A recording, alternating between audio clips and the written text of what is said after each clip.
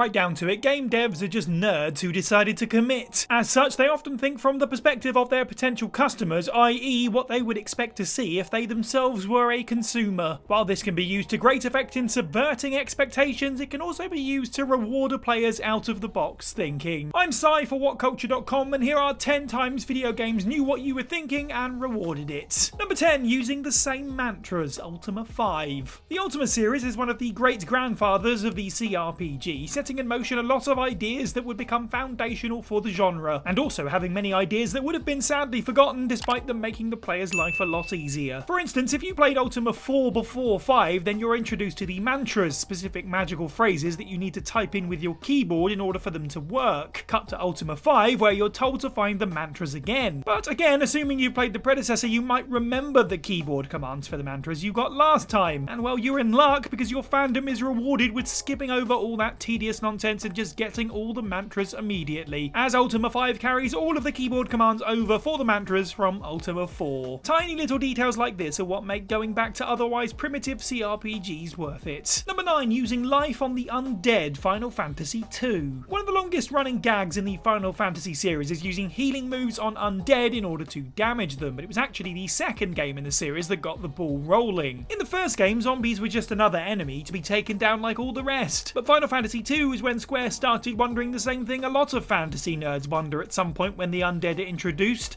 What would happen if you used a healing spell on a zombie? Well, in the Final Fantasy universe, whether they be spells or potions or tents, the zombies take massive amounts of damage, usually falling over at the first sight of a cure spell. Meanwhile, life, the revive spell, is typically an instant kill for any undead monster or boss in the game. It's always fun to see an RPG reward little intrusive thoughts like this, a theme you'll find prevalent throughout the rest of this list. Number 8, eating the spider pastry, Undertale. Undertale, originally billing itself as the friendly RPG where no one has to die, naturally gives the player a lot of options for solving problems without violence. Some you might not even know about because Toby Fox, the creator, is an insane person. For instance, in keeping with the theme in Undertale that everything is important, if you bought a spider pastry from the bake sale and keep it all the way up to the Spider Girl boss fight, you might note her reason for being mad at you was because you didn't buy her ridiculously overpriced baked goods. But what if you did, and what if you ate that spider pastry you got earlier in front of her? Well, if you manage to hold on to it for this long, eating it actually ends the fight, showing that you do in fact care about the Spider Lady's cause. The game is full of tiny details like this, especially in its combat, clever little ways of getting out of a fight without having to throw a single punch. Number 7, talking down the Master, Fallout. By the time you get to Fallout end boss, the Master, you're probably not feeling like talking, especially since the idea of staring at this Cronenberg nightmare across the length of an entire conversation likely makes you want to puke up your last 3.5 meals. But if you do manage to keep your stomach in check and talk to him, you might start thinking you can maybe talk this psychopath down. And you'd be right. Among the many ways you can solve the super mutant problem in Fallout, you can, provided you've jumped through a hoop or two beforehand, convince the Master to kill himself. See, along the way, if you look in the right places, you find evidence that these super mutants cannot reproduce. They have to mutate humans in order to make more super mutants, which, considering the Master's plan is for the super mutants to supplant humanity entirely, is kind of a big deal. Knowing this ahead of time will likely lead you to conclude that telling the Master this will rattle him. And sure enough, if you tell him this and choose your words carefully, the Master, realizing the futility of his goal and all the human life that had been taken for nothing, tells the player to never lose hope before killing himself. Number 6, using detective vision on the Joker, Batman Arkham City. When people say that detective vision low-key breaks the Arkham games over its knee, this is a prime example of that, but at least this instance was intentional. Arkham City deals with Batman having to help Joker cure himself of poisoning from the Titan formula he used on himself in the previous game. Of course, the player knows that Joker is messing with you, you just don't know how. I mean, he's clearly dying, but you also get little hints that maybe there's more going on. When you go to get the formula back from Joker, you find him seemingly completely cured already. Naturally, if you've already played the game once, you know the twist. Joker hasn't taken the formula yet. The Joker you're fighting is Clayface in disguise. So, your second time around, you might decide during this fight to test how thorough Rocksteady were with this twist and turn on detective vision, which essentially acts like X-ray vision. And sure enough, there's no skeleton. Joker is shown to be completely hollow, giving up the whole thing a full 2 or so hours before the twist is properly revealed. Number 5, reading everyone's minds, Sam & Max Season 3. Sometimes the best reward is just a good laugh. I mean, why else play a Sam & Max game? In the third season of Sam Sam and Max, otherwise known as the Devil's Playhouse, Max gets a variety of psychic powers, one of which is to read the minds of others. Now, while this is of course a vital power in solving the numerous puzzles across the game, this is still Sam and Max, so you can just use it to have a good laugh. Be sure to read literally everyone's minds across every episode of Season 3, as every brain you probe has some little joke to tell. From the first episode's villain's crippling insecurities to Sam's many strange digressions and flights of fancy, every time the player uses the mind-reading power on another character, they're consistently rewarded for it. Sam and Max Season 3 is the pinnacle of the Joker-minute structure of the Telltale series, and the mind-reading powers are a big part of it. Number 4. Calling Yourself, Surgeon Simulator. Surgeon Simulator was among the first wave of video games to enjoy the exposure of the original Let's Play boom. A giant joke disguised as a bad-on-purpose medical sim, Surgeon Simulator took the gaming world by storm due to being just so hilariously infuriating to play. Naturally, such a well-crafted joke of a game would be made by folks who know gamers rather well and thus know what a gamer is thinking at any given time. Hence the phone Easter egg. In your office, there's a phone. Certain numbers will yield different gags. Hearing that, you're probably all thinking what everyone thinks when the ability to dial a number on a phone is introduced in a game. What happens if I dial my own number? In other games, nothing, but in Surgeon Simulator, well, it actually calls your phone. Not only that, but answering the call will help you complete a convoluted puzzle that will result in a secret level. Clearly, Surgeon Simulator was made by folks that know that gamers have a weird kind of out-of-the-box thinking. Number 3. Taking over Vegas, Fallout New Vegas. If there's one thing Bethesda games have entirely too much of, it's being led around by the nose by the many factions that take up whatever world you've been plopped down into. Fortunately, Fallout New Vegas agrees with this assessment. By the time you've caught up to Benny, either killing him or letting him slip away from you, you've more or less met every major faction in the Mojave. But maybe your scrappy mailman is a touch more ambitious than joining one of these. Well, just as you're probably thinking about all the options for who to side with, you find Benny's personal Securitron, Yes Man. He tells you all about a brand new option, taking over Vegas for yourself. It's a tantalizing prospect, especially for long-time Bethesda players who are perhaps sick of constantly being asked to pick a side. Now in comes Yes Man to say, why yes, you can in fact take over Vegas for yourself and form your own faction. Definitely a hard to resist prospect and something that feels fresh after other games in the series. Number 2. Pushing people off of cliffs, Baldur's Gate 3. Baldur's Gate 3 is so huge and so complex a game that this entry could have contained any number of the weird offbeat things it lets you do. The way this game perfectly mimics the force to indulge the player's every intrusive thought energy of a tabletop RPG is nothing short of hilarious. But sometimes the best thing to do is to give into your immaturity, and there's nothing more entertaining than just shoving someone to their death.